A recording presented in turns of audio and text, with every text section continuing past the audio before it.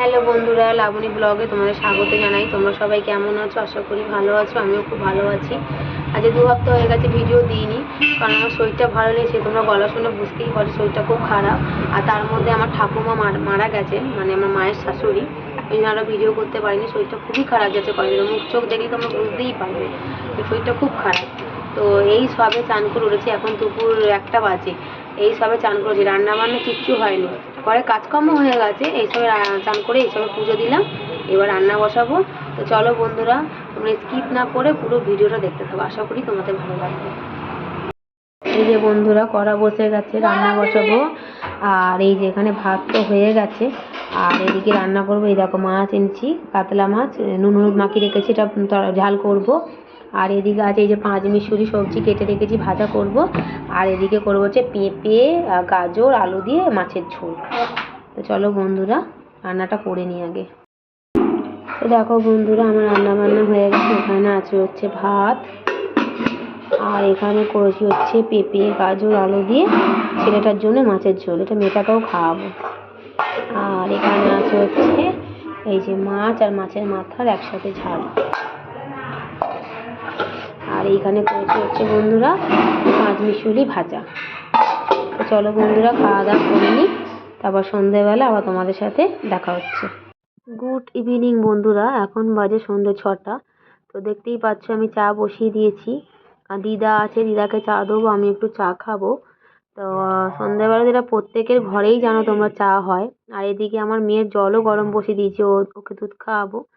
তো চাটা খেয়ে এবার রান্না বান্না আছে, তারপর চা খেয়ে সন্ধে দেবো, তারপর জল ভরতে যাব বাইরের কলে। তো দেখো এদিকে চা হয়ে গেছে, চা দিদাকে দিয়ে দিয়েছি, আমিও নিয়ে নিয়েছি। আর একটা দেখো বন্ধুরা, কি বড় বড় টোস্ট বিস্কুট। আর আমার মেয়ের অবস্থাটা দেখো একবার, মুখ চোখ যেন কি দশা। মানে মায়ের শরীর খারাপ থাকলে না, মেয়েদের যে মানে ছেলে মেয়ের যে কি অবস্থা হয় সে একমাত্র মাই জানে। মানে ওদের পুরো অযত্ন হয়, মানে এতটাই অযত্ন হয়, মানে ধারণার বাইরে। তো দেখো এই দেখো দিদা বসে, দিদাকে তো চা দিয়ে দিলাম। এবার রাতে রান্না বান্নাও আছে, সব করব, আমিও চা খাবো। আর আমাদের তো রাতে এমনিও রুটি পরোটা হয়, ভাত আমাদের কেউ খেতে চায় না, শুধু আমিই খাই। আমার ভাত এই দিনের বেলা করি, সেটাই রেখে দিই, সেটাই খাই।